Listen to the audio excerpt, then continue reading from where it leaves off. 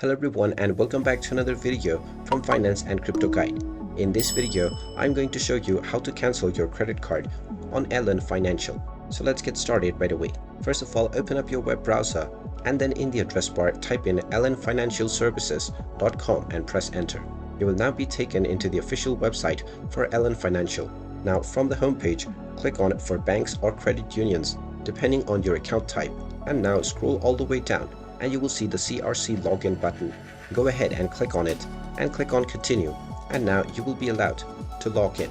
Go ahead and type in your username within the username box that you have set up while creating your account, and then enter your account password underneath within the password section.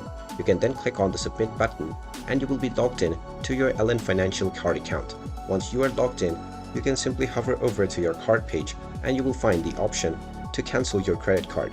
If you don't find this, then from the homepage click on contact us at the top right corner, and now you can fill up the form.